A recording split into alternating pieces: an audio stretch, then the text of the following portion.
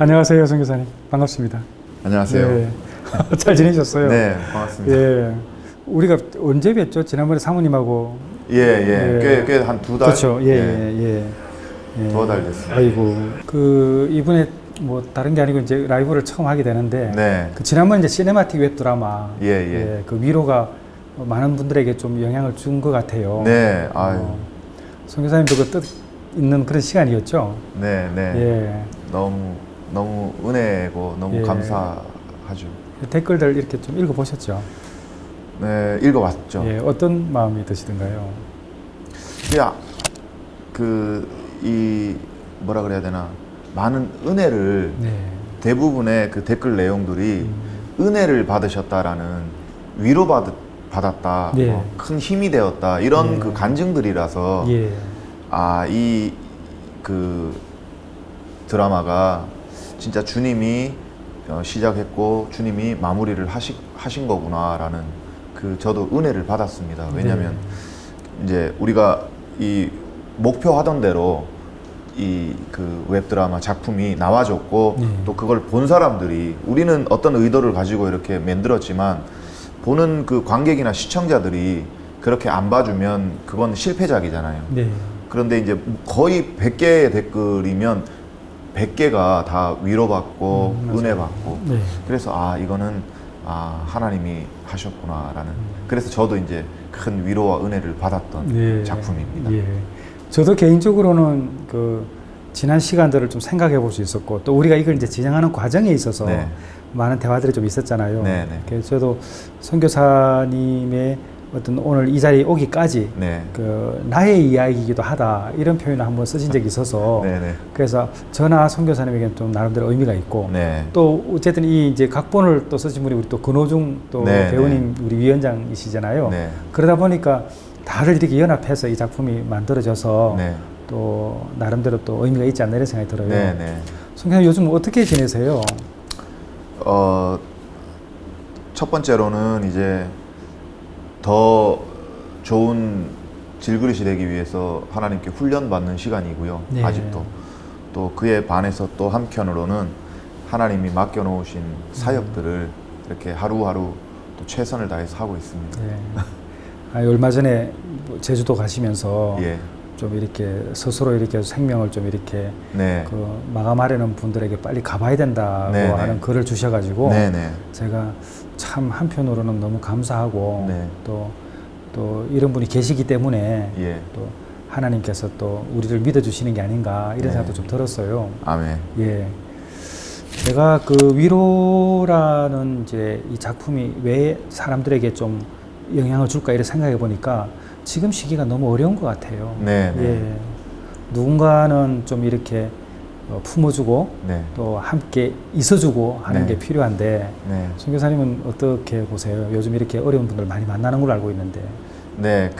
사실은 제가 그런 깜냥이 못 되는데, 제가 그런 그릇이 못 되는데 주님은 참 너무나도 과분하고 그런 사역지에 저를 보내세요.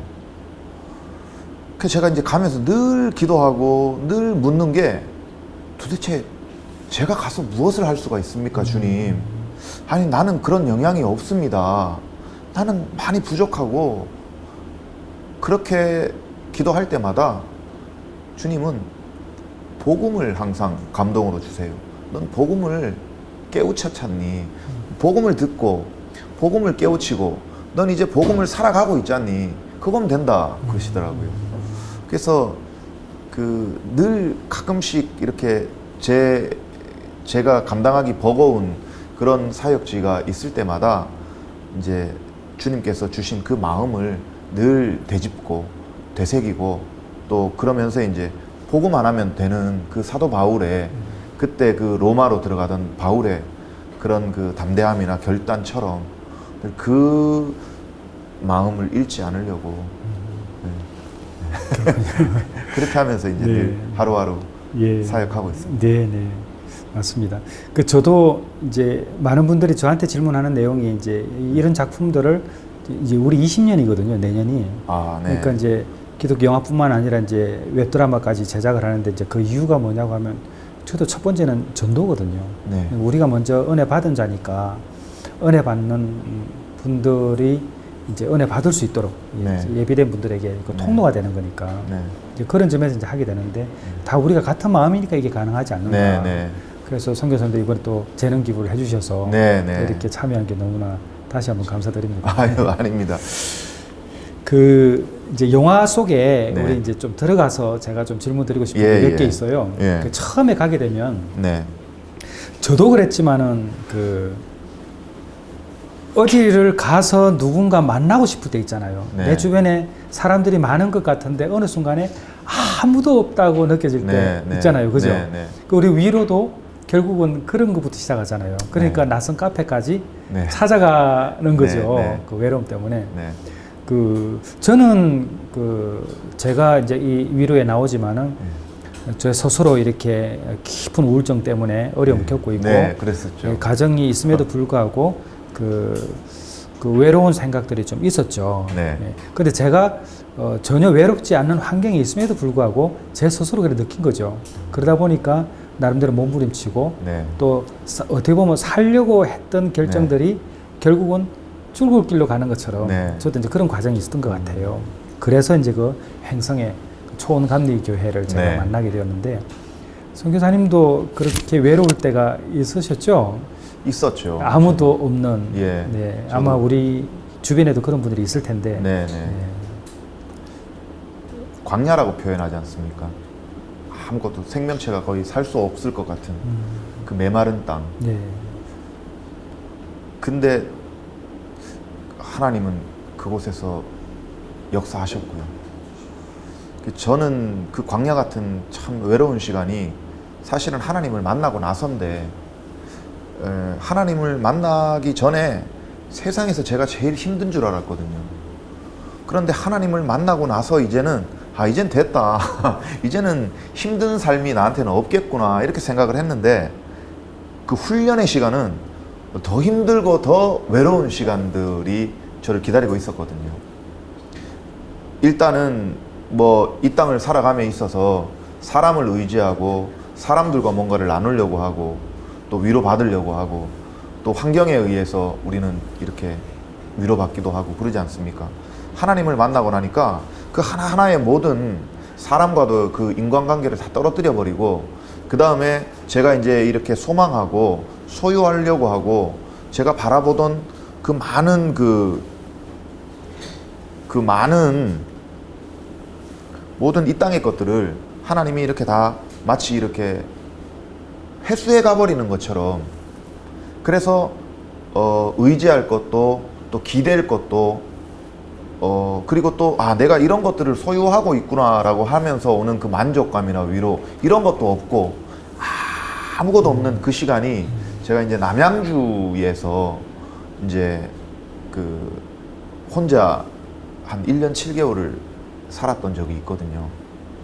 그 집에 들어가는 날 거기가 이제 그 공동묘지도 있고 이렇게 폐가처럼 그런 곳으로 이제 제가 이렇게 이사를 갔었었는데 그 이사 가는 날 이렇게 낮에는 이제 저희 뭐 선후배들이 와서 이렇게 도와주기도 하고 그랬었는데 이제 저녁이 되면서 이제 이들의 이제 집으로 다 돌아가고 저만 덩그러니 그 집에 남아서 이제 이 이삿짐 정리를 하는데 감당이 안 되는 거예요. 근데 그때서야 비로소 하나님을 만나기 전에 마지막 그 제가 하나님이 부르실 때 제가 가지고 있던 모든 거를 다 하나님이 빼앗아 가셨거든요.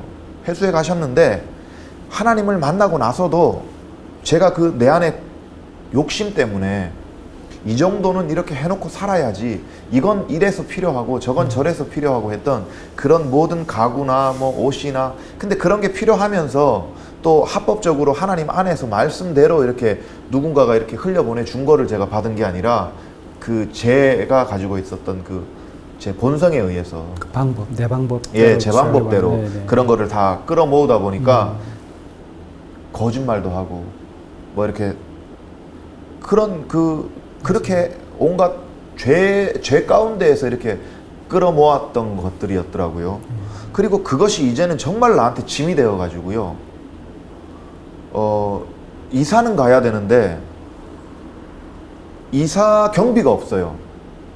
그러니까 어쩔 수 없이 주변 지인들한테 부탁을 해서 제가 이렇게 스스로 이삿짐을 옮겨야 되는데 이 이삿짐이 너무 많은 거예요. 왜냐하면 제가 마지막에 하나님의 그 부르심 그 자리로 나올 때는 제가 옛날에 살았던 그 화려한 큰 집 뭐 그런 거 다 없고 그 여행용 가방 캐리어 2개가 남아 있었거든요. 그러니까 어디든지 가기가 편했고 뭐 찜질방 가서 자다가도 또 뭐 어떤 날은 이제 지인분 전화가 오면 그 집에 들어가서 자기도 하고 또 뭐 나가라 그러면 또 이제 탁 짐 2개 챙겨서 나오고 그렇게 했었는데 그 많은 가구들하고 막 짐들을 감당을 할 수가 없어가지고 정리도 안 되고 그래서 막 새벽까지 정리를 하다가 털컥 주저앉아가지고 이렇게 자포자기하는 심정으로 그때 눈물이 그렇게 터지더라고요. 그러니까 내가 감당 안 되는 그 또 내가 내 욕심에 이 헛것들을 이렇게 또 끌어모아 놨었구나 하는 내가 하나님을 처음 뜨겁게 만나고 나서 나는 이제 그 바울이 그랬고 주님이 그랬듯이 그 두벌옷 들고 다니기로 그러면서 이제 주님이 가자 그러면 어디로든지 제가 이제 따라가겠습니다 해놓고 정신을 차리고 이렇게 봤더니 이 감당이 안 되는 이 살림들이 그 살림에 이렇게 치여가지고 제가 그 중간에 있더라고요. 그래서 하나님한테 미안하기도 하고 감당이 안 되는 이 상황이 버거워서 새벽 1시가 조금 넘었는데 펑펑 울었어요.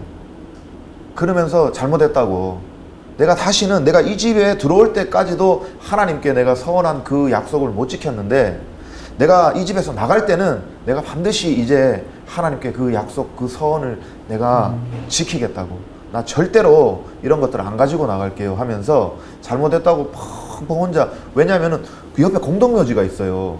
그리고 진짜 무서운 집이었어요. 그러니까 거기를 처음 들어가서 무섭기도 하고 또 이제 내가 뭐 하는 짓인가 왜냐면은 강남에서 화려한 삶을 살다가 갑자기 막 이 70년대의 인테리어 같은 이런 그 정말 막 그런 화장실에서 제가 걸레를 빨고 있는데 야 내가 지금 뭐 하는 거지 하는 그런 거 뭐 이런 많은 복잡한 마음들이 확 일어나는데 그 중심에는 하나님한테 죄송한 마음이 탁 들어서 눈물이 팡팡 터지는데 펑펑 울고 있는데 울지 마라 아들아 울지 마라 내가 너와 함께 있다 그 주님의 음성이 감동으로 팍 들리는 거예요. 그때를 저는 잊을 수가 없어요. 그때 그 하나님의 위로는 그러니까 이 세상 것으로 한번 다 날리고 가장 밑바닥으로 떨어졌던 제가 하나님을 만났는데도 불구하고 그 하나님으로부터 예수님으로부터 다 뭔가를 채우려고 하지 않고 다시 이 세상 것을 채우려고 하다가 제풀에 제가 또 나자빠져가지고 털썩 주저앉아 있는데 하나님은 그때도 저를 이렇게 뭔가 꾸중하지 않고 나무래지 않고 저를 이렇게 토닥토닥 거려주고 계시더라고요. 울지 마라 내 아들아 내가 지금 너하고 함께 있어. 그러니 너 여기 두려워하지 마 무서워하지 마 외로워하지 마 내가 너와 함께 있어 아들아 내가 세상 끝날까지 내가 너와 함께 있을 거야 힘내 그러시는데요 그 걸레 빨다가 말고 저 마당으로 나가가지고 그렇게 울었어요. 하늘을 이렇게 쳐다보면서 그림으로 보여지네요. 예, 그렇게 울었어요. 그러면서 주님 내가 다시는 세상 쫓아 안 가겠다고.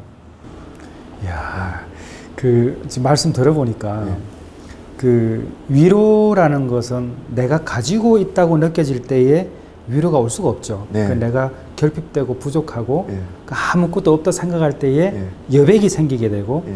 그 여백에 하나님의 위로가 함께 하시면 우리는 예전보다 더 견고해지는 건데 제 친구 중에 이제 목회자 친구가 있는데 이 친구가 이제 쪽방촌 사역도 하면서 있는데 얼마 전에 설교를 들었는데 이런 이야기를 한번 해요. 이 친구가 이제 가난한 사람들과 이렇게 살아가다 보니까 뭐 본인도 가진 게 없고 어떻게 해서 또 가다가 이제 뭐 한 20몇 평인가 집을 하나를 이제 하나 이제 얻은 거예요. 근데 요만한 방에 살다가 24평에 가니까 얼마나 대골 같아요. 뭐 운동회 축구장도 할 수 있는 정도로 넓었는데 네.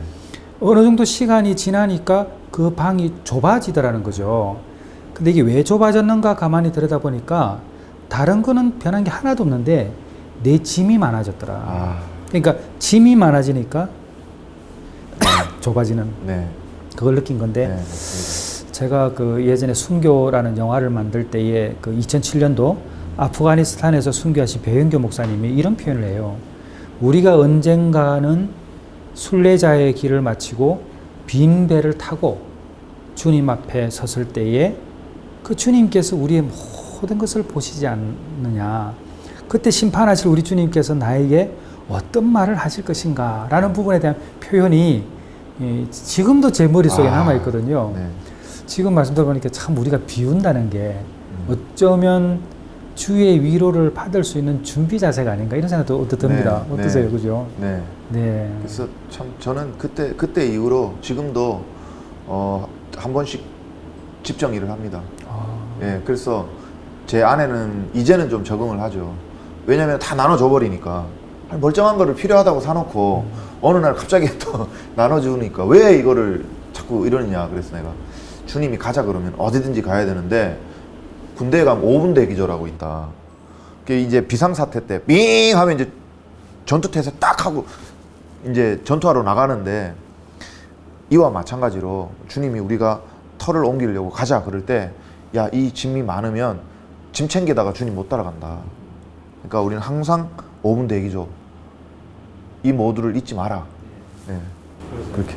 그 제가 선교사님과 이렇게 교제하면서 제가 얼마 전에 받은 은혜가 하나 있어요. 그게 뭐냐면 그 이번에 뭐 신혼부부 뭐 그런 거 있는데 그 집을 버려버렸는데 다시 주님이 주셨다는 그 과정이 있잖아요. 그거 한번 듣고 싶습니다. 저 정말 너무 은혜 받았어요. 그 사실은 이제 아기도 태어나고 그렇게 해서 저희 아내가 LH 주택을 이렇게 좀 알아봤었어요. 왜냐하면 제가 늘 이제 그 연예인들 중에 그 바닥을 치고 있는 그런 한때는 이제 인기가 뭐 이렇게 인기가 좋았지만 유명한 연예인이었지만 현재 상황은 바닥을 치고 있는 그런 그 어떤 삶의 이 벼랑 끝에 간신히 그 버티고 계시는 분들을 찾아가서 또 물질적으로도 그렇고 복음적으로도 이렇게 섬겨드리는 사역을 하다 보니까 여러 가지 일들을 많이 해야 되잖아요. 뭐 사회복지부터 해가지고 그 기초수급 뭐 이런 것도 알아봐야 되고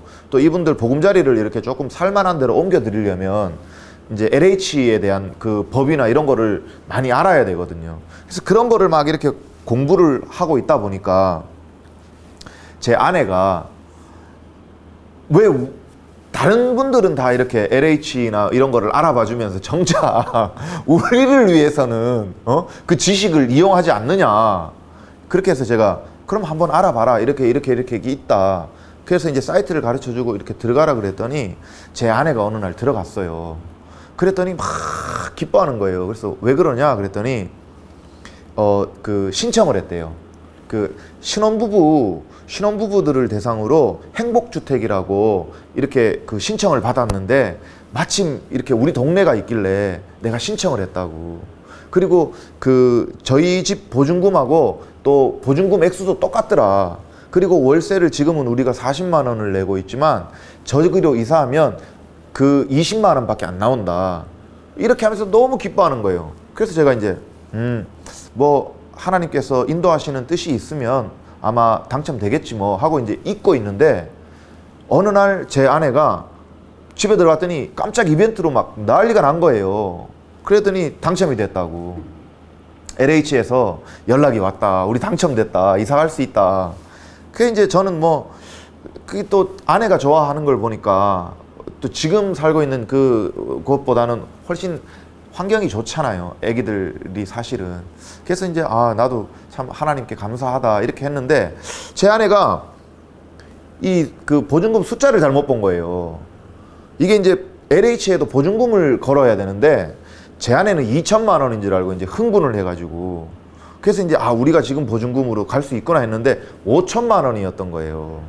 그러니까 이제 이게 3천만 원이 비니까 제가 나름 이제 여기저기 이제 돈을 꾸려고 꼬야 되니까 이제 아 이걸 어디 가서 얘기하지 이러다가 이제 몇몇 지인들한테 이제 찾아가서 돈 얘기를 좀 했어요. 사실은 이렇게 해서 이런 이만한데 그 한 분이면 좀 부담스러운 금액이니까 십시일반 이렇게 몇 분한테 지금 이렇게 양해를 구하고 있다 이런 식으로 했는데 그 이제 흔쾌히 아 그래 내가 이렇게 도와줄게 그런 마음이 아닌 것 같아서 제가 또 이분한테 뭔가 부담을 드리는 것 같아서 아유 괜히 얘기했나 하는 마음에 제가 돌아오는 발걸음이 너무 불편하더라고요. 내 마음이 하나님 이거 제가 하나님 앞서가는 건가요? 아 이건 내 마음이 너무 불편합니다. 그냥 저분한테 은혜만 주고 그냥 내가 받은 은혜만 나누고 그렇게 하고 왔으면 참 좋았을 텐데 하는 그 마음에 계속 마음이 무거웠는데 집에 탁 들어갔더니 제 아내가 또 이렇게 표정이 이상해요. 그리고 이제 잠자리에 들려고 이렇게 제 아내는 눕고 저는 이제 이렇게 기도하고 있는데 훌쩍훌쩍거리는 거예요. 저쪽 방에서. 그래서 제가 왜 그러냐 이렇게 물었더니 사실은 이제 장모님한테 돈 얘기를 했나 봐요. 100만 원만 좀 이렇게 좀 빌려달라고. 그랬더니 이제 저희 장모님이 아니 너는 나이가 몇 살인데 시집 갔고 출가 외인이 자꾸 돈 얘기를 하느냐 알아서 해야지 라고 이렇게 했더라고요. 그래서 이제 마음에 상처를 받았더라고요. 또 우리 장인어른도 아니 이 답답한 사람들아 비상금으로 어떻게 그 몇백만 원도 없느냐 막 그러면서 이제 뭐 그래서 제 아내가 또 이제 마음이 많이 좀 마음을 다쳤어요. 새벽에 이렇게 앉아가지고 주님 앞에 그러니까 이제 뭐 따지고 원망하고 이게 아니라 이제 되짚어보는 시간을 좀 가졌어요. 주님 잠시만요. 지금 우리는 충분한데 지금 이 집에 우리는 불편한 게 전혀 없고 우리는 오늘 삶도 우리는 너무나 행복하고 감사하고 만족했는데 그리고 하나님은 우리에게 평안을 주시고 그 평안을 누리라고 하셨는데 왜 우리가 이 평안이 깨졌을까요? 내 아내도 그렇고 저도 그렇고 이 하나님은 우리에게 평안하라고 했는데 우리는 지금 평안이 깨졌습니다. 왜 이렇죠? 갑자기 왜 이렇죠? 뭐 때문인가요? 하고 이렇게 쭉 이 십자가를 바라봤더니 그 집이더라고요. 아니 여기 있으나 저기 있으나 우리는 그리스도 안에 있고 그 그리스도 안에 머물러서 오늘을 살면서 기쁜데 저 집이 어느 순간에 우리한테 툭 오는 순간 내 아내도 나도 이 평안이 깨져버렸더라고요. 그래서 하나님 나 이거 싫습니다. 나 이거 싫어요. 나는 지금 하나님하고 여기에서 평안 가운데 난 기쁨에 오늘 살면서 하나님께 감사드리고 싶지 난 하나님 저거 싫습니다 하고 이제 그렇게 결단을 하고 아침에 아내한테 주일날이었거든요. 여보 나는 말이야 저 이사 가는 거 내려놨어. 근데 당신이 끝까지 가자 그러면 난 또 한 번 기도해 볼게. 왜요? 그러더라고요. 이러이러해서 우리에게 당신한테도 나한테도 평안이 깨져버렸어. 하나님은 우리가 뭔가 이 평안이 깨지기를 원하지 않아. 이건 아닌 것 같아. 하나님을 그렇다고 내려놓을 수는 없잖아. 저거 난 포기할래. 당신 뜻은 어때? 했더니 저도 여기에 있든 거기에 있든 어디에 있든 저는 상관없어요. 딱 그러더라고요. 그래서 우리 그만두자. 그리고 이게 딱 접었어요. 그랬더니 너무 또 편안한 거예요. 또 감사하고. 그래가지고 막 우리 장인어른이 이제 얼마 전에 이제 저희 아내가 저희 장인어른을 전도해서 이제 예수님을 믿기 시작했거든요. 그래서 주일 예배를 드리고 저희 집에 왔는데 저희가 막 싱글싱글 웃으니까 막 싱글싱글 아니 뭐가 그렇게 기뻐서 싱글싱글 웃어? 그러길래 저희들 LH 포기했거든요. 그랬더니 이제 난리가 난 거예요. 그거 진짜 뭐야? 아니 왜 LH를 포기했는데 지금 니는 미친 거야? 뭐 이러더라고요. 그래서 이제 상황을 다 얘기해드리고 저희는 이렇게 내려놨다. 이사 안 가기로 했다. 했더니 그 저희 장인어른이 돌아가셔가지고 내가 꺼줄게. 부탁이네. 포기하지 말라고. 예, 너희들을 생각하지 말고 네. 그 원준이를 생각해봐라. 저 아들을 예. 포기하지 마라. 그래서 이제 손주. 예. 그래서 이제 다시 진짜 다 내려놨다가 다시 이제 그러면 장인어른이 굳이 그렇게까지 말씀하신다면 저희들이 다시 한번 하면서 이제 된 거죠. 네. 그 제가 사실 그 말씀을 우리 이제 사적으로 우리가 만나가지고 대화할 때 그거 듣고 네. 주님께서 그 포기하는 내려놓은 그 믿음을 보시고 그 새로운 위로를 주시지 않았나. 아멘. 그렇죠. 네. 그 제가 그 예전에 잊혀진 가방 영화를 할 때 이제 콩고에 가서 말라리아가 걸렸어요. 그래서 제가 말라리아 걸려가지고 진짜 죽을 뻔했거든요. 뭐 거의 뭐 들어 누워 있고 약 때문에도 이제 뭐 그때 선교사님들이 현지에서 약을 좀 이렇게 보내준다고 그러고 막 그럴 정도였는데, 근데 제가 중요하게 또 배역 한 분을 맡은 분이 배역이 아니죠. 다큐멘터리에 담아야 될 그 믿음의 선배님이 계신데 아프리카 기니비사우에 있었어요. 근데 그분을 촬영을 해야 되는데 그분이 그 지역 내에서도 얼마 못 산다고 했기 때문에 연세가 너무 많으시고, 근데 지금 촬영을 안 하면은 이제 못 할 것 같아서 어떻게든 가서 촬영을 하려고 그러는데 이제 문제가 생긴 거예요. 첫째는 재정이 없는 거예요. 네. 그러니까 두 번째는 제 몸이 너무 상한 거예요. 그러니까 주변에서는 다 이제 가지 말라고 그러고, 그러니까 이제 주변에서 가지 말라는데 이유를 못 하냐면은 김무서 몸이 너무 안 좋으니까 안 되고, 두 번째는 봐봐 재정도 허락 안 되잖아. 그러니까 이제 가지 마. 그 지금 가지 말라는 신호야. 네. 이렇게 이제 저한테 하니까 그게 또 맞아요. 네. 제가 들리기에는. 네. 근데 맞는데 그럼 선교사님 돌아가시면 어떡하지? 그럼 이 기록을 어떡하지? 네. 이게 딱 오는데, 그래도 제가 그런 거 잘 포기를 잘 안 하거든요. 원래 좀 어려워도 저한테 있는 기질 중에 하나가 진짜 어려우면 제가 진짜 저 포기 안 하거든요. 원래 그렇거든요. 그래서 제가 아는 여행사를 아는 분이 있어서 외상으로 비행기표를 끊었고, 왜냐면 우리 B팀은 먼저 보냈어요. 제가 재전을 가지고 우리 2명의 조감독을 보내놓고 제가 가야 되는데 제가 안 가면 안 되잖아요, 촬영이. 네. 그래서 제가 비행기 표는 해놓고 외상으로 끊어놓고 예산을 다 따져보니까 우리나라 돈으로 800만 원이 필요한 거예요. 근데 800이 뭐예요? 단돈 10만 원도 없는데 비행기표 외상값만 딱 했는데 비행기표만 있는데, 근데 그게 이제 내일 가야 되는 거예요. 저는 아프고 재정도 없고 그래 집에 이렇게 누워 있는데 집사람이 가방을 쌀까요 말까요 그러더라고요, 저한테. 그래서 제가 그때 이런 말을 했어요. 그래도 하나님께 내가 가방 싸는 믿음까지는 좀 보여드려야 되지 않겠나 그런 거예요. 그래서 가방을 싸라 했어요. 그리고 다음날 아침에 제가 그 싼 가방을 두고 내가 아침에 기도하는데 두 사람이 생각이 난다. 내 이 두 사람에게, 나는 가방까지 다 싸놨으니까 두 사람에게 전화를 해서 이분들이 안 해주시면 이 진짜 주님이 내 건강 때문에 상황 때문에 못 가게 하신 거 내가 믿고 안 가겠다 했거든요. 그랬는데 전에도 두 사람이 800만 원을 해준 거예요. 그래서 제가 가서 찍고 지금 잊혀진 가방이 나올 수 있었거든요. 네. 그러니까 저는 주께서 주시는 그 위로가 그냥 오는 게 아니라, 제가 선교사님도 그렇고 우리가 주님 앞에 무엇인가 내려놓을 수 있는, 그것이 무엇이든 주님이 주시는 그 음성이나 주님께서 우리에게 보여주시는 그런 모든 부분에 대해서 순종하려는 의지가 있을 때에 사람이 주는 위로가 아니라 영원한 위로가 되는 그 주님 위로가 오지 않는가. 왜냐하면 제가 세월이 10년이 넘어서 못 잊는 사건이거든요, 이게. 그래서 제가 선교사님도 그런 생각이 들었어요.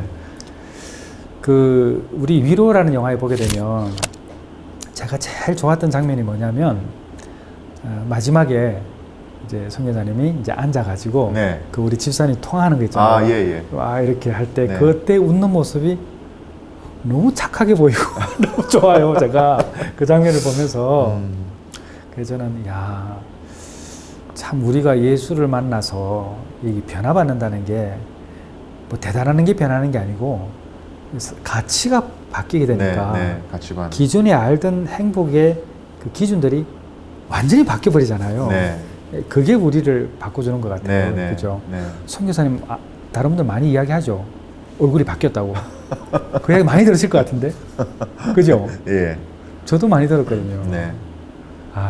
선교사님 그 위로 찍으면서 또 특별히 그 주께서 선교사님에게 주신 메시지가 있었다면 어떤 거가 있다고 들을 수 있을까요?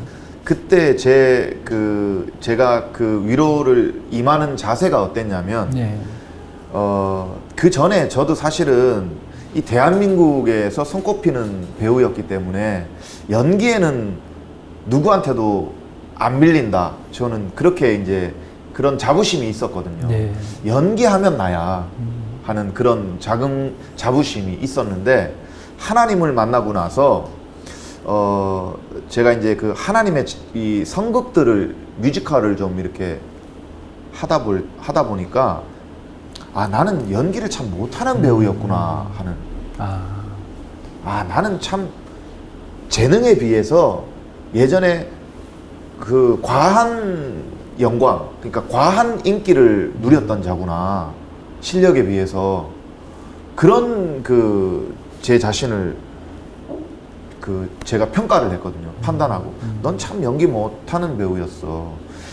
그렇게 하기 시작하면서, 이거는 진짜 진실한 제 고백인데, 어떤 하나님께서 이렇게 작품을 주실 때 처음부터 끝까지 성령님께 매달렸어요. 도와달라고. 저는 감당이 안 되니까 성령님이 도와주십시오.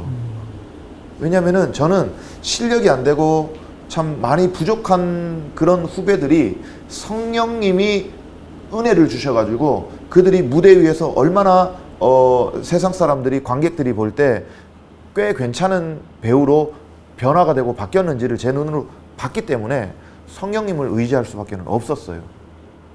매 순간 그렇게 이제 세상에서 뮤지컬을 해도 이제 늘 가면 몇 시간씩 가서 기도하고 주님을 의지하고 했는데, 그게 이제 훈련이었다면 이 위로는 그 훈련의 이제 어떤 그 결과물이라고 볼 정도로 뭐 예전 그 배우였을 때 제 이제 어떤 그 마인드나 준비 자세나 그런 것들이 거품이 다 빠지고요. 그냥 아침부터 이렇게 주님 바라보면서 저는 오늘 그 주님이 하실 그 크고 위대하고 귀한 일을 참 기대합니다. 하나님, 저를 내어 드립니다.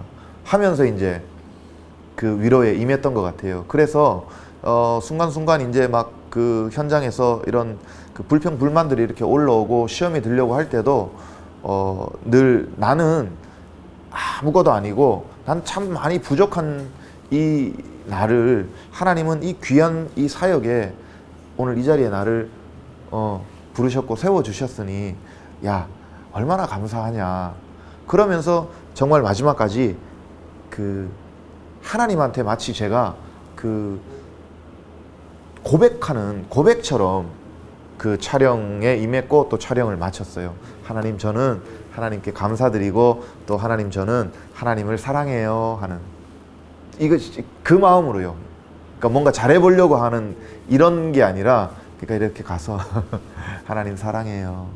제가 그 최춘선 할아버지 네. 그 팔복 있잖아요. 예, 그 김우영 감독님하고 제가 통화를 할 때 제가 꼭 그분에게는 상을 주고 싶었어요. 제가 어떤 상이냐면 제가 이제 우리가 영화제를 하니까 네, 영화제 특별상 하나 드리고 싶었는데 안 받으시더라고요. 상금도 있거든요. 안 받으시더라고요. 그러면서 저한테 차 한 잔 시간 되면 하자 그러고 그리고 쓴 게 뭐냐면은 영화는 저에게 있어서 구도의 과정이었습니다 라고 표현하더라고요. 근데 제가 그 말을 딱 듣고 글을 딱 보고 주께서 저에게 주셨던 말씀이 너도 그래 딱 그러시는 거예요. 그러니까 제가 다른 사람을 위해서 영화를 하고 복음을 전하기 위해서 했다고 하지만 실제적으로 주님께서는 저에게 더 많은 은혜를 주신 것이죠. 네, 그러니까 네, 저는 네. 이미 아멘입니다. 선물과 위로와 많은 것을 받았기 때문에 네. 제가 오히려 요즘은 뭐라고 하냐면 저도 영화는 저에게 있어서 구도의 과정이었습니다 라고 표현하거든요. 근데 구도의 과정이라는 것은 혼자 힘으로 되는 게 아니거든요. 네, 네. 그래서 제가 이제 선교사님도 이제 이번에 참여하셨지만 우리 스태프들 여기 있지만은 사실 그 마음이 있지 않으면 이렇게 하지를 못해요. 네, 네, 이걸 딴 거 하는 게 낫지. 그렇지 않나요? 네. 그래서 이런 겸손이라고 하기에는 우리를 너무 또 높이는 거고, 네. 이는 우리의 겸손이 아니라 우리가 주님 앞에 굴복하는 마음으로 영혼 사랑이 함께 실려질 때에 네. 이 콘텐츠는 네. 힘을 가진다. 네. 사실 제가 후배들에게 그런 이야기를 좀 많이 하고 싶은 입장이 있어요, 지금. 근데 이번에 이제 선교사님이 네. 그 위로라는 그 단편 영화에 이렇게 주연으로 출연하시면서 제가 수많은 댓글들을 보면서 아, 하나님이 우리 선교사님에게도 위로하시고 네. 마음에 어떤 예, 선물도 예. 주시는 거 이거 많이 느꼈어요, 저도 솔직히. 예. 제가 위로도 그렇고 이제 뭐 이렇게 다른 것도 그렇고 선극을 하든 아니면은 세상의 뮤지컬을 하든 뭐 이렇게 다른 거를 할 때도 그렇지만 한 28년 배우를 하다 보니까 그 배우를 하면서 배우로서의 그 어떤 그 기질이라 그러나요? 네. 배우로서의 모든 이 몸에 배인 것들 있잖아요. 예. 아, 이런 것들이 불쑥불쑥 나올 때가 많았어요. 그러니까 이제 어떤 그 배우들이라고 하는 이 직업은 이렇게 유리잔 같아요. 그래서 이렇게 주변에서 조심조심 다루거든요. 네. 감정도 깨지면 안 되니까 또 조심조심 네. 이렇게. 그러다 보니까 선극을 하러 왔는데 제가 어딘가에서 이런 간증을 좀 했는데 저는 사역을 하고 있는 줄 알았어요. 내가 시간을 빼서 하나님을 위해서 하나님의 일을, 나의 달란트를, 재능을 기부해서 나 이렇게 재능 기부하고 내가 이제 사역을 하고 있는 줄 알았는데 나중에 안 건데 하나님은 나를 훈련을 시키기 위해서 그 많은 사람들을 세팅하고 그 공간을 그 상황을 만드셨더라고요. 그래가지고 와, 얼마나 그래서 제가 이 외적으로 배우로서의 어떤 그런 떼국물들을 그 마치 그 출애굽할 때 애굽 사람들이 광야로 나왔지만 그 습성들이 그대로 있었던 것을 하나님이 굴려버린 것처럼 야, 배우로서 이제 얼마나 갑질을 했겠어요. 그 몸에 배어 있으니까 많은 부분들 얼마나 많겠어요. 그런 이 많은 그 나도 의식하지 못했던 이 떼국물들이 벗겨지는데 저는 사역을 했다고 생각하고 저는 배려를 했다고 생각했지만 이 뒤에 이 후배들이나 스태프들은 곡소리가 날 정도로 저 때문에 고통을 당했더라고요. 그래서 제가 아이고 얼마나 그때 그걸 나중에 알고 나서 이제 제가 이제 또 그런 모든 부분들을 이제 내려놓고 부러뜨리고 이렇게 그런 싸움의 시간이 있고 자기 부인의 시간이 있었지만 가정에서도 그렇고 그런데 참 한동안 그러면서 하나님한테 너무 죄송했거든요. 그러면은 우리는 생명수를 세상으로 흘려보내야 되고 또 실적되어 있거나 또 낙심이 있는 이런 그 하나님의 자녀들을 이렇게 좀 일으켜야 되는데 세워줘야 되는데 그 일을 못했겠네 라는 그 마음으로 많이 눌려 있었더니 아니야, 너를 훈련시키는 건 또 훈련시키는 거였고 그거는 또 내가 했어 라는 예, 위로를 주시더라고요. 저도 진짜 거짓말 하나 안 보태고 너 영화 왜 해? 이렇게 딱 질문하면 일단은 우리 하나님이 너무 기뻐하시는 일이라는 확신이 있고 두 번째는 저에게 주시는 그 하나님의 은혜가 있어요. 이게 제가 완벽할 수가 없잖아요. 저도 바람이 불면은 바람에 날릴 때도 있고 네. 비가 오면은 비를 맞을 수밖에 없는 이런 현실에 있거든요. 근데 그럼에도 불구하고 우리가 예수를 믿는다는 것 때문에 딱 기준이 딱 서게 되면 바람이 불어도 어느 정도 선 이상은 밀려가면 안 되고 비가 오면 그래도 맞을 수 있지만 어느 정도까지는 맞아야지 더 이상 맞으면 안 되는 이런 기준이 이제 네. 서잖아요. 근데 그거는 저뿐만 아니라 함께하는 분들도 그걸 느껴요. 그래서 제가 그런 성장해가는 우리 스태프들을 보게 되면 저는 늘 이야기해요. 당신들 선물 받는 거라고. 늘 이야기해요. 그렇죠. 그 왜냐면 우리 스태프들이 촬영하면 울어요. 우리 위로 감독했던 우리 최명수 감독은 예. 되게 잘 울어요. 제가 이번에 이제 촬영해서 가면은 그냥 울어요. 근데 저는 그 마음이 너무 좋아요. 왜냐하면 울 줄 알아야 되거든요. 물론 다 울면 안 되겠지만 그 뭐냐면은 그 현장에서 자신에게 주는 하나님의 은혜가 있다는 것을 그걸 표현해내는 거거든요. 이게 그래서 제가 우리 감독 이야기도 해야 되니까 최명수 감독이 우리 한국 기독교 영화제 상을 받았어요. 예전에 그 대상도 아니에요. 그 단편상 하나 받았는데 그때 아이들이 왔어요. 근데 그 아이들이 와서 상을 받는 현장에 있었는데 최 감독이 저한테 그러는 거예요. 목사님, 너무 위로가 됐다고 하는데 그 위로가 뭐냐면 아이들이 전도사고 이제 좀 목사 한수 받지만은 그 뻔하잖아요. 근데 문화사역을 또 한단 말이에요. 그 쉽지 않은 거죠. 근데 아빠가 그게 만나하면은 뭐 형편 뻔하잖아요. 근데 그 아이들에게 사실 그것도 상도 위로가 된 거예요. 근데 제가 그때요, 제가 이야기했어요. 우리 권호중 집사님한테도 그 이야기 했어요. 우리가 영화제를 하는 이유도 있다고. 그분들에게 위로가 되는 거고, 그것도 하나님이 주시는 위로에 우리가 통로가 된다라고 보는 거죠. 그래서 이 하나님의 위로는 사실은 우리 모두가 다 위로의 대상자인 동시에 위로를 해줘야 될 주체가 된다. 왜냐하면 성령께서 우리 안에 함께 계시니까. 네, 아멘. 그런 마음이 들어요. 네. 네. 그래서 이번에 위로도 네. 감독이 좀 노력도 많이 했지만 네. 특별히 하나님이 또 쓰시는 작품이 아닌가 네. 이런 생각이 들어요. 저도 그렇게 생각을 합니다. 그 누구 하나가 어떤 사람의 공로가 아니라 이 하나님의 손길이 예. 처음부터 끝까지 묻어 있는. 예. 얼마 전에 이제 제가 제주도를 갔다 왔거든요. 예. 안양에 신방을 갔다가 점심을 먹고 있는데 갑자기 급하게 제가 이제 개인적으로 케어를 하고 있는 분이 저에게 이제 연락이 와가지고 제가 인터넷을 통해서 온라인을 통해서만 교제를 나누던 그 제 동생인데 지금 자살을 하려고 합니다. 그래서 이제 이미 청소를 다 해놓고 집 청소를 그리고 깨끗하게 자기 몸도 목욕 재개를 다 끝낸 것 같습니다. 그리고 마지막으로 이 친구하고 연락을 한 게 한 10분 정도 됐습니다.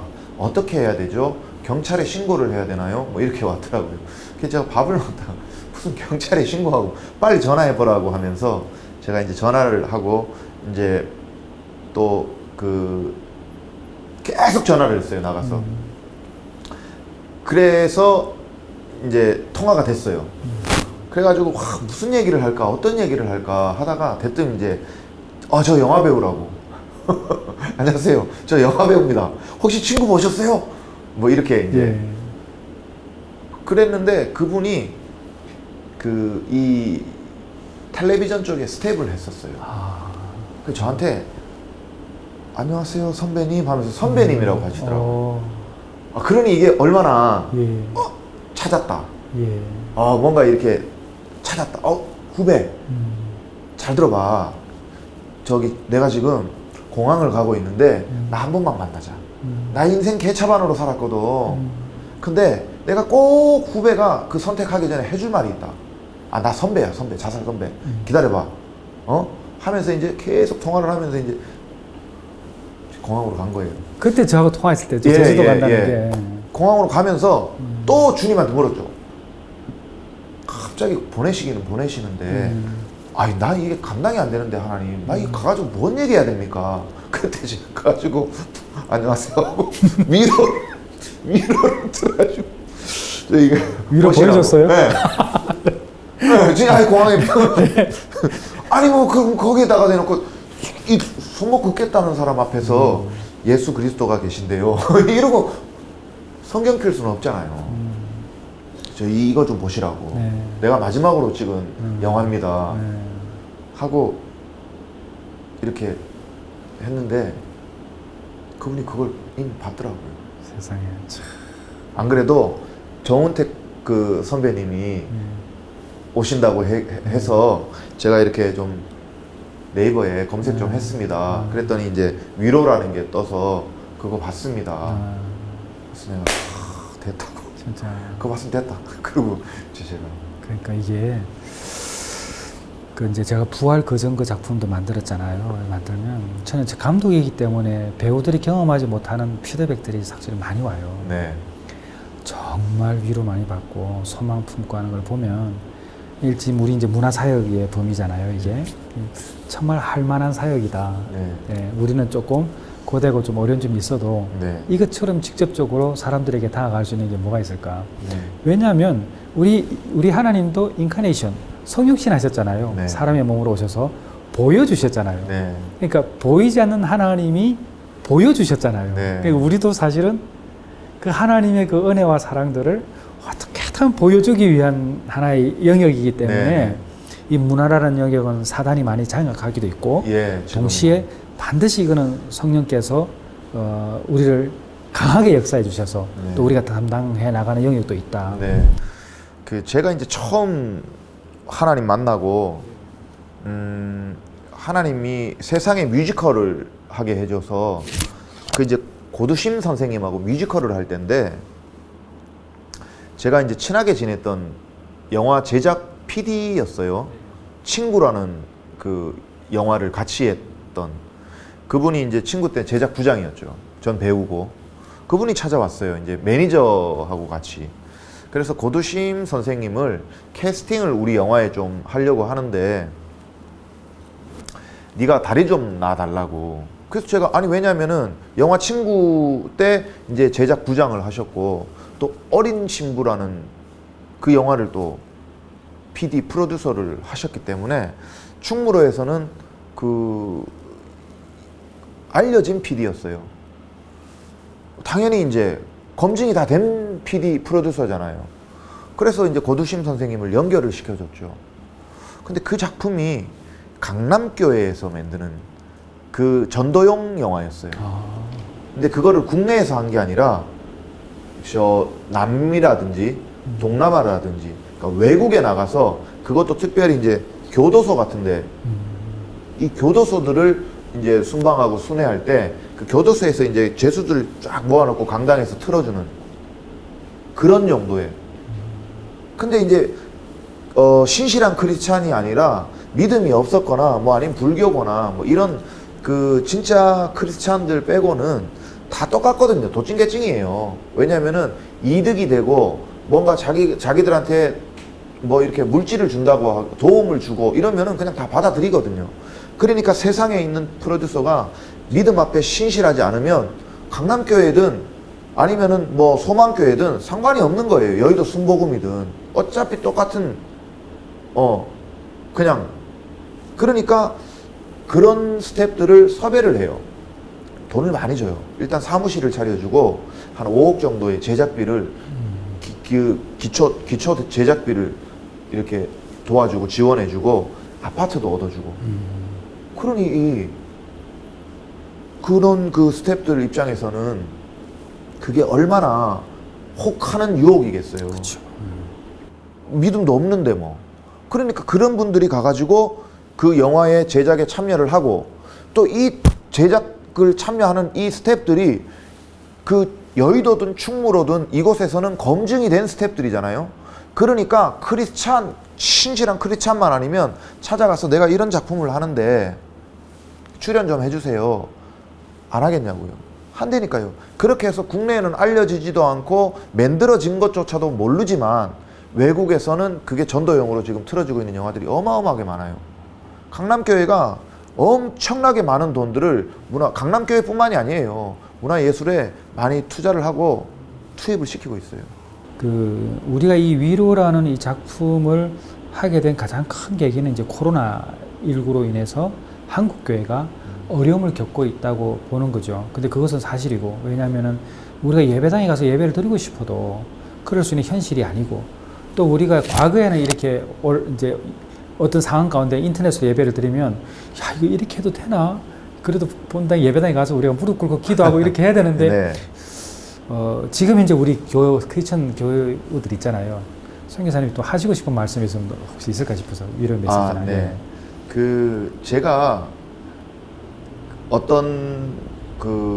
어떨 때는 자살 직전에 있는 분을 찾아갈 때도 있고 또 어떨 때는 이제 알코올 중독에 그리고 믿지도 않는 상황에 이제 처해 있는 분을 찾아갈 때도 있고, 또 어떤 때는 크리스찬이지만 너무나도 삶의 환경이 이제 이렇게 고난 가운데 있어서 완전 그냥 인생을 바닥을 팍 치고 있어서 그 기도도 나오지 않고 그냥 하나님을 등져버리고 절망 가운데 놓여 있는 분들도 계시고, 또 이런 연예인들이 아닌 그 다문화 가정이나 이런 곳, 이 세상에서부터 소외되어 버린 그런 그 가정을 이렇게 찾아갈 때도 있고, 거기 가면은 그 아이들은 뭐 이 세상에 대한 반항이 이루 말할 수가 없거든요. 상황이 다 틀려요.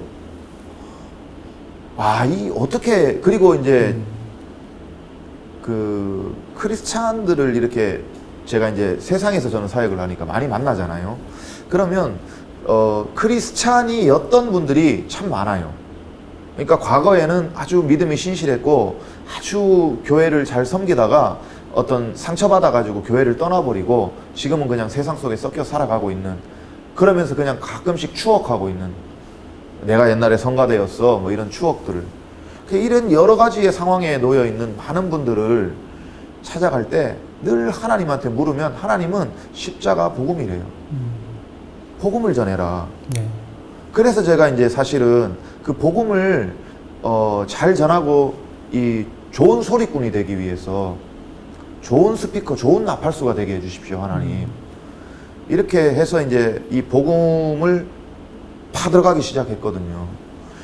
그러면서 하나님은 너무 감사한 거는 그 훈련 가운데 저를 실험의 대상으로 놓고, 제가 이렇게 깨지고 연단받고 박살 나면서 또 말씀 안에서 말씀을 붙들고 일어나서 말씀을 살아내고 말씀이 나에게 실제가 되는 이런 상황들 속에 이 십자가 복음이 확 열려버렸어요.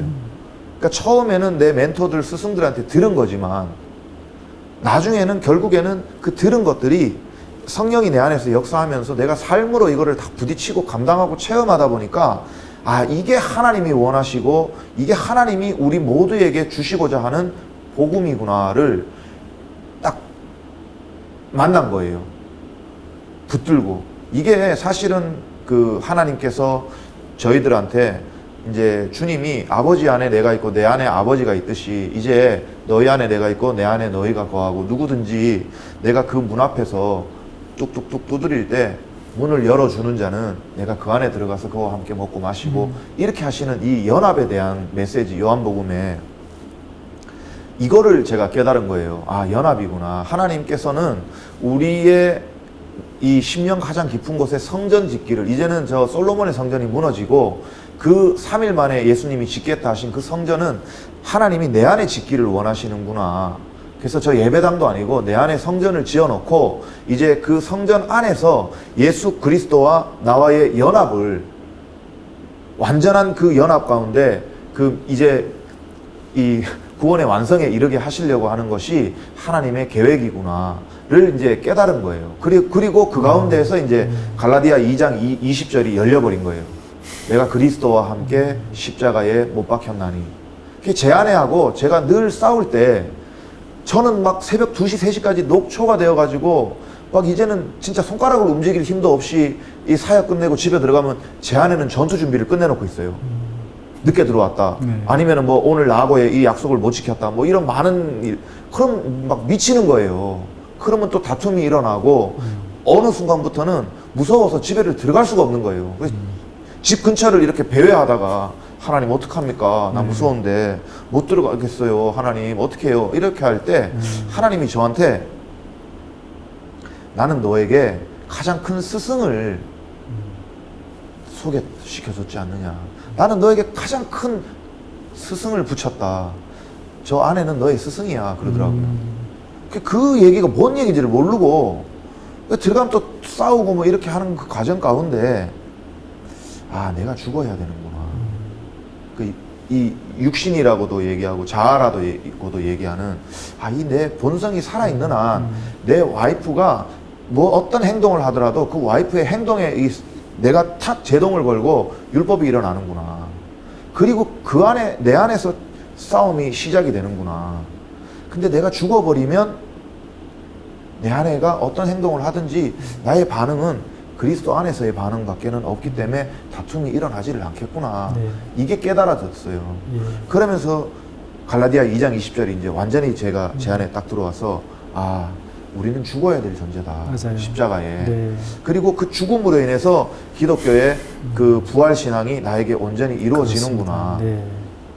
그래서 그 지금의 이 코로나 이제 위드 코로나라 그러잖아요. 예. 이제는 코로나하고 같이 가야 되고 코로나보다 앞으로 더 많은 이 우리 기독교에는 환난과 핍박에 요한계시록에 기록되어 있는 그 말씀들이 이제 일어날 건데 예배당을 가지 말라는 얘기가 아니라 그 내면 안에 들어가서 정말 내 내면 가장 깊은 곳에 임재해 계시는 주님을 만나러 각자가 이제 철로 역전길에 들어가면 그러면서 바울의 고백처럼 각자가 나를 부인하고 이제 나의 십자가 지고 주님과 동행하면서 살아가면 1년이건 2년이건 교회 문이 닫히고 예배를 못 드린다고 해도 절대로 저는 그 성도는 절대 쓰러지지 않는다고 보거든요.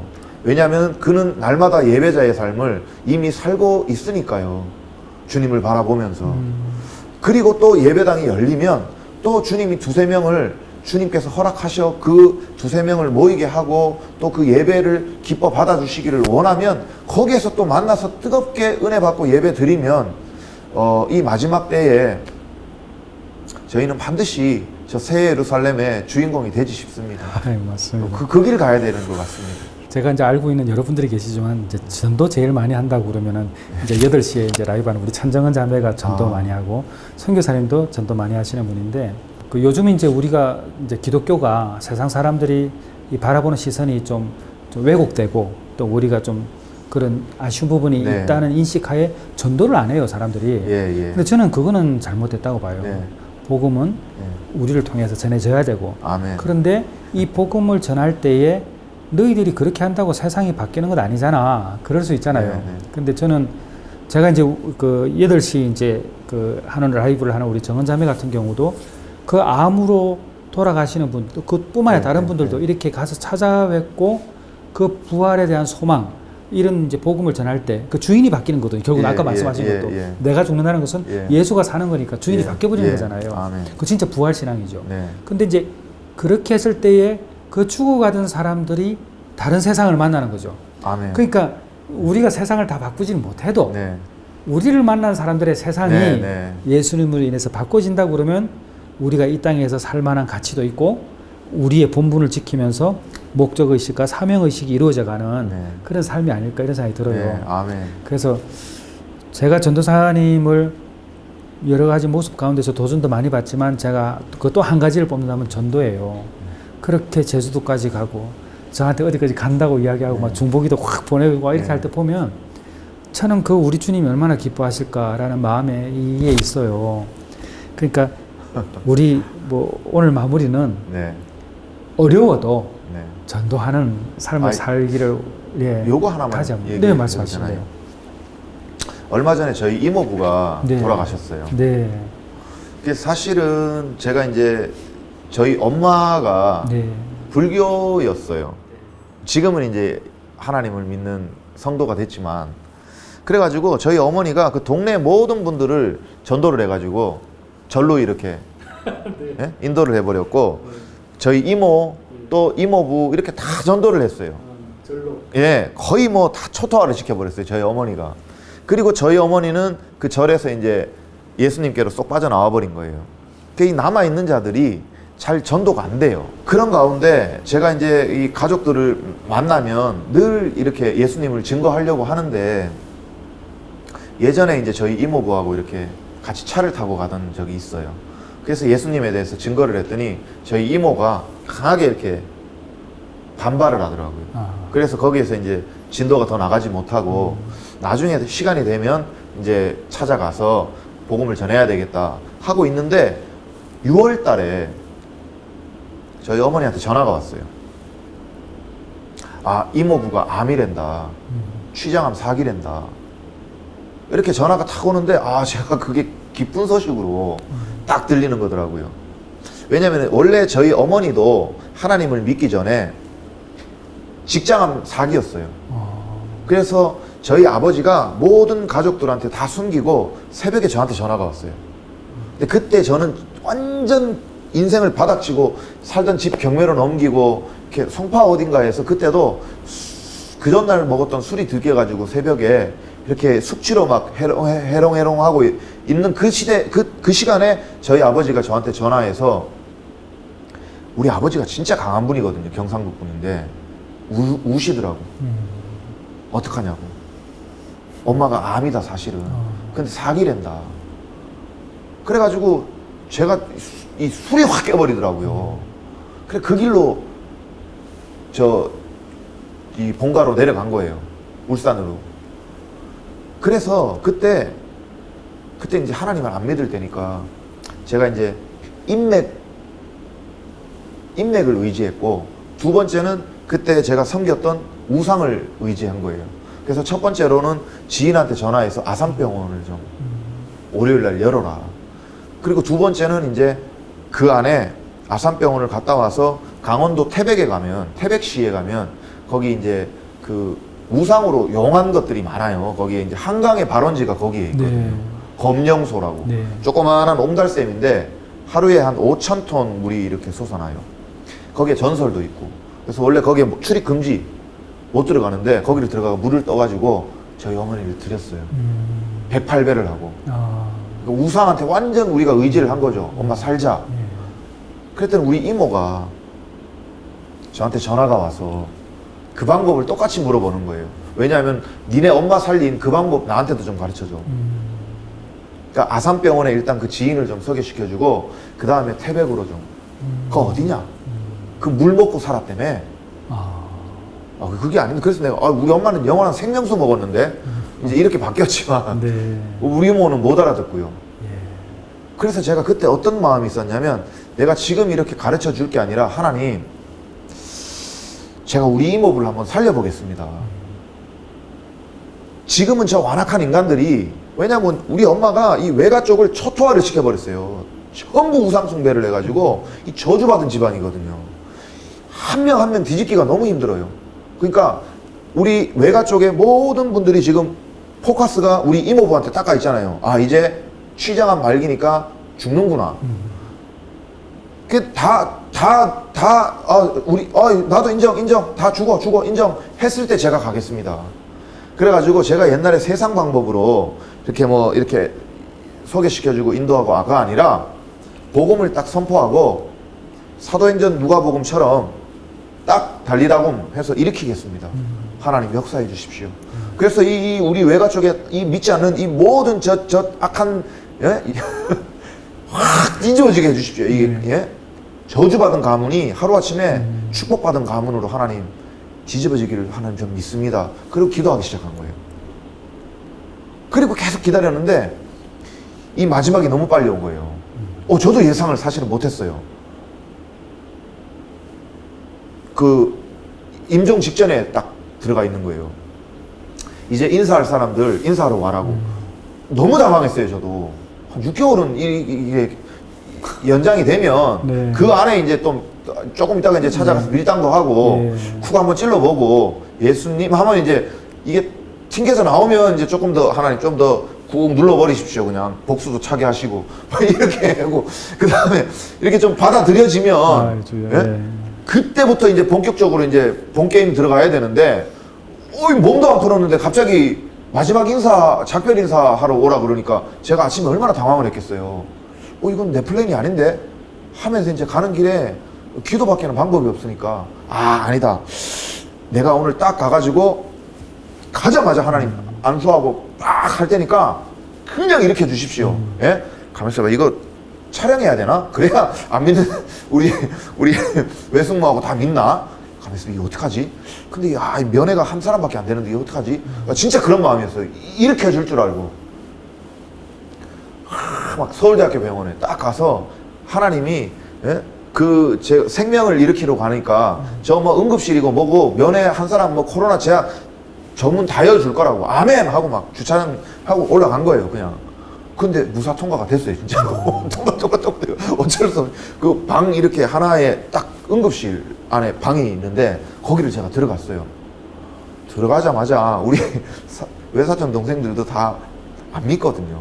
나오라고. 그리고 딱 가가지고 막 딱 했는데 반응이 없는 거예요. 네. 그래, 이거 장기전으로 들어가야 되나? 그러면서 이제 딱, 야, 니네 거기서 저기 하나님을 무조건 지금부터 믿어야 돼. 왜냐면 하나님이 아버지 일으킬 거야.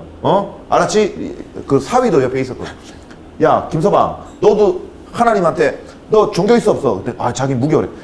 지금부터 하나님 믿어. 그럼 일으킬 거야. 너 장인어른 살리는 거야. 이러면서 진짜 그 둘이 무릎 꿇려놓고 그 딸하고 사위하고 무릎 꿀려놓고 이제 우리 이모는 불교니까 이제 일단 나가라고, 정신사 나오니까 나가 있으라고. 그리고 거기서 이제 막 2시간을 방언하고 이게 잘 안 되는 거예요. 누가 보면 금방 일어났는데 이게 잘 안 일어나는 거예요. 저도 당황하고 얘들도 당황하고. 네.